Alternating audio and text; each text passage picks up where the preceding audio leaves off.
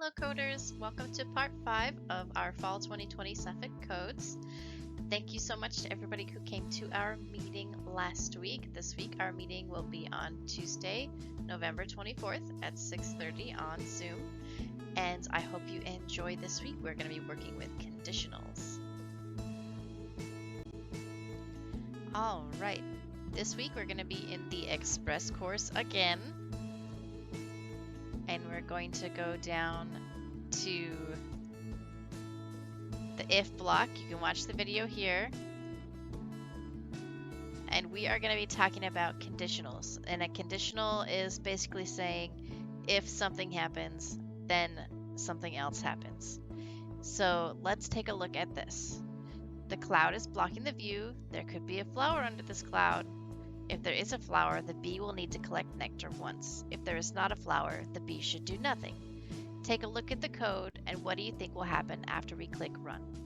So when run, the bee is going to do this action 3 times, you see, because it's in the repeat block. So they're going to move forward 3 times. So that's going to be 1, 2, 3. And then if there's a flower, the bee is going to get nectar.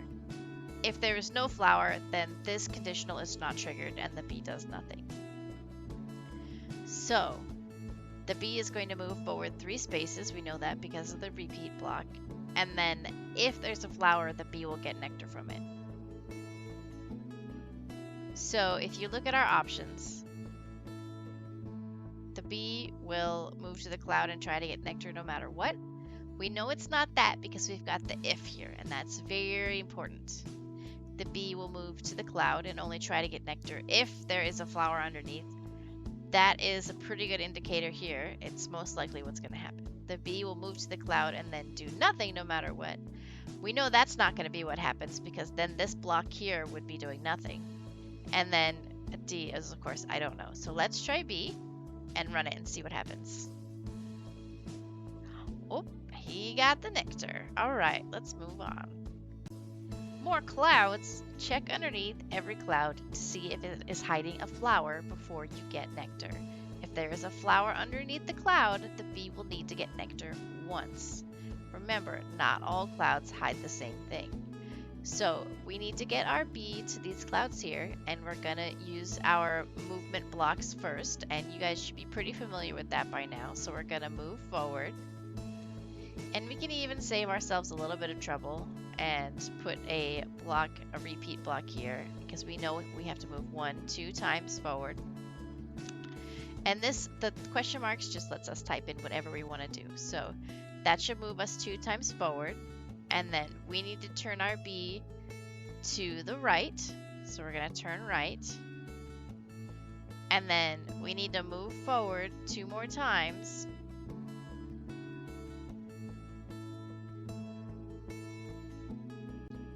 We're going to turn right, and then we need to move forward 2 more times. But we need that conditional here. We need that if statement. So if we want to save ourselves a little bit of trouble, we can put another repeat block in. We know that we need to move forward, so we'll start with moving forward. And we know it's going to be 2 times again because we're starting here. 1, 2.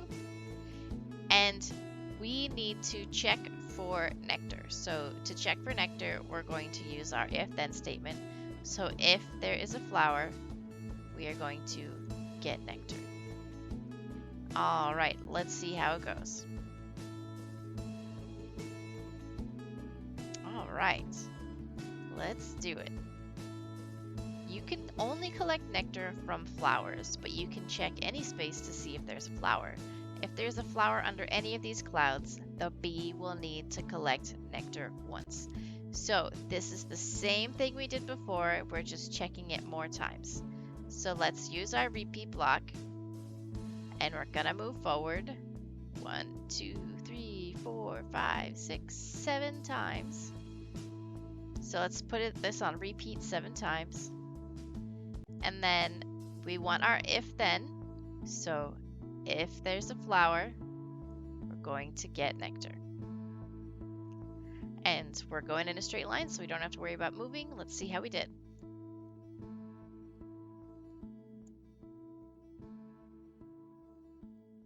And you see how the bee only stopped to slurp when there was a flower. So that means our conditionals were working. Let's see what we got next. All right, we know that every flower has exactly one nectar, but the flowers aren't spaced evenly. Get all of the nectar using as few blocks as possible. So we can use pretty much the same strategy we used on the last puzzle, because this is the same map more or less, it just we know where the flowers are.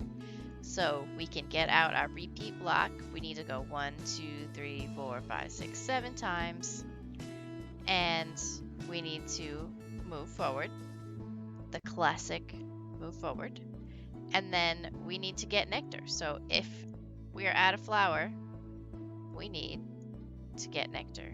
And that was pretty tricky. This one only gave us one get nectar block. So it was expecting us to know how to use a loop here. So let's see if we used exactly the right number of blocks. So let's see if we accomplished our goal. And there it is. Alrighty, let's check out the next one. This is going to be more of the same. We're moving forward, except we're adding a little bit of a turn here, and we're moving forward. And we need to collect all the nectar using as few blocks as possible, which means we're going to be looking for those repeat options, and we're going to need our conditionals. So let's go ahead and start with a repeat, because we might as well just go forward. It's pretty simple. 1, 2, 3, 4, 5, 6. So let's plan on repeating this 6 times. We're going to move forward, and let's put our conditional in there. If there's a flower, we are going to get nectar. And then once we get down here, our bee is going to have to turn, and he's going to turn to the left. And then he needs to move forward again. And he's going to move forward 2 times. If we really want to save on blocks, we can just put that repeat in there. And there we go. And then we are turning left again. And then we are going to need another repeat block. And we are going to move forward 1, 2, 3, 4, 5, 6 times. And we need another conditional in here because we've got some more flowers coming up. Get nectar. Let's see how we did. So far, so good. All right, we made it. So technically, the solution we did to this puzzle was correct, but I noticed afterwards that it gave us a little pop-up that says we actually could have done this in 10 blocks. So I wanted to go back and take a look at this and see where we could shave off some blocks. So let's take a look. Now, it does look like we definitely repeat this more than once. See, it's the same here and here. So I bet we could put a big repeat around all of this. So let's move this over and move this over. And let's get our big repeat block. And we're going to put everything inside of it. So let's check out. Let's see, we need to move forward and check all the things. And then we're going to turn left. And then we're going to move forward and check all the things. And then we need to turn left again, so we probably need this guy over here. And then we should move forward and check all the things, and then turn left, and then move forward and check all the things, and then turn left. So we know we need to do this once, twice. So let's put that in a 2. And let's see if this has the same result as our other solution.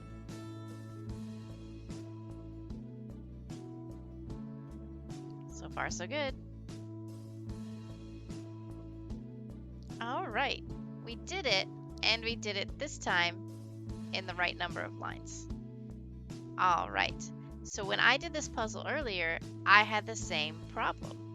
I completed the puzzle, but I used too many blocks. So I wanted to go back and look at it with you guys so that we can figure out what I did wrong. And what I did wrong was I repeated myself, which was unnecessary because we have these repeat blocks. So let's go ahead and take this out. And we're going to get a big repeat block and put everything inside of it. So we know that we need to move forward. If at a honeycomb, make honey. And then we're going to turn left. And then we're going to move forward. If at a honeycomb, make honey. So we should only have to do that 2 times. So let's see if we made it. Ready?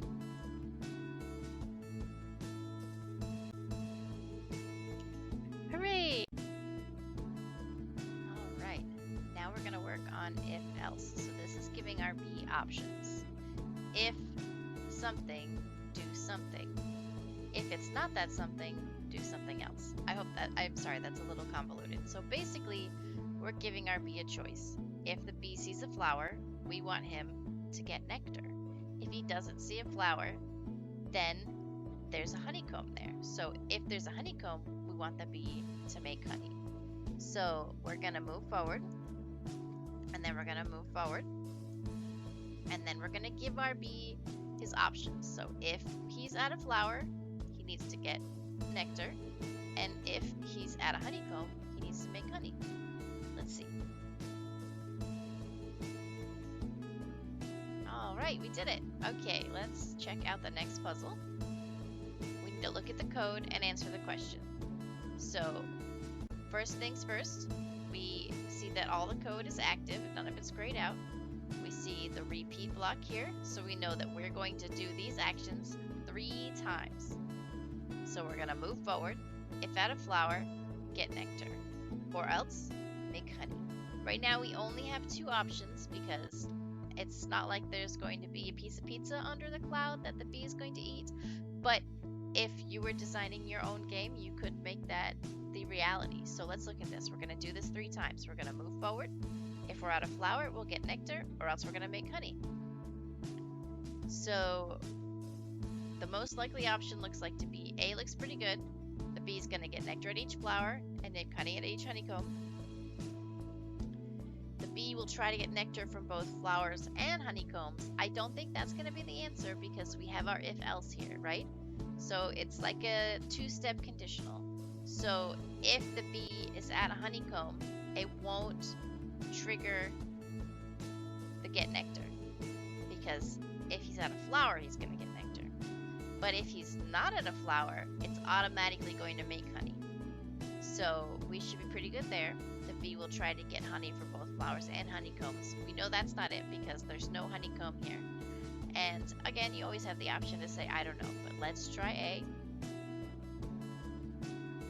All right, we did it. Okay, let's move on. You want to try the challenge puzzle? Let's see what we got. Challenge. There will be either a flower or a honeycomb under each of those clouds. So collect nectar once if there's a flower, otherwise make honey once because there's a honeycomb. So it's telling us for sure that it's going to be one or the other. So we're going to start here. We might as well start by going forward as all good bees do. So we're going to move forward 1, 2, 3 times, and then we need to trigger our conditional. So let's try putting this on a 3, and we need our move forward for sure. And then if at a flower, we'll get nectar, but if we're at not a flower or a honeycomb, let's try making some honey. So I'm just going to run this so we can check and see if we're good. Ready? Oh no, you can only make honey at a honeycomb. So that means we did something wrong. What do you think it is? I also want to point out here that it's telling us to try and solve this puzzle in only 8 blocks. So we're definitely going to need another repeat block, and we're definitely a little bit mixed up in our directions. So we need to figure out how to get our bee to do all of these steps with that only using 8 blocks. So let's see what we can figure out. All right, let's take a look at this again. So if we look at our bee, our bee needs to move forward 1, 2, 3 times. Turn right, move forward 1, 2, 3 times. Turn right, move forward 1, 2, 3 times. Turn right, move forward 1, 2, 3 times. That's 1, 2, 3, 4 repeats. So we know for sure we're going to have to tell it to do something 4 times. And we know that he needs to move forward 3 spaces. So let's go ahead and get our second repeat block in there. And we're going to put that in as 3 times. So he's going to move forward 1, 2, 3 times. And then he needs to turn right. So let's get our turn right in there. And each time he turns, we want him to check to see if he's got a flower or a honeycomb. So we want to put our if else in there. So right now we should do this 4 times. We should move forward 3 times. 1, 2, 3. We should then turn right. And then as we turn right, we're going to check if we're at a honeycomb or a flower. And we should collect nectar if it's a flower and make honey if it's a honeycomb. Let's see how we did. So far, so good. We did it! All right, let's move on. Collect all of the nectar or make all of the honey. You can only collect nectar from flowers and only make honey from honeycombs. Check any space to see if there's a flower or a honeycomb. There will only ever be 1 flower or 1 honeycomb behind each cloud. This looks an awful lot like that earlier puzzle we had, remember, where we just went in a straight line. So we're definitely going to want our repeat block. This is going to be pretty repetitive. Let's go ahead and count our spaces. 1, 2, 3, 4, 5, 6, 7 spaces. So we can guess we're probably going to need to do that 7 times. And we certainly need to move forward, otherwise we won't go anywhere. And we want to put in our if else. So if we're at a flower, remember, we're going to get nectar. Or else, we're going to be in a honeycomb, so we will make honey. Let's give it a shot. I think we're going to make it. Awesome. Alrighty. This is our last puzzle for now. So this time, we can actually see exactly what's in each spot. So it's just like the earlier puzzle where they took the clouds away. And even though we could see everything, you might as well break out your conditional anyway, because it's going to save you lines of code and having to micromanage everything. So 1, 2, 3, 4, 5, 6, 7 spaces. So we want our repeat to be 7 times. We need to move forward. And we want to throw in that conditional. If we're at a flower, get nectar, or else make honey and let it run.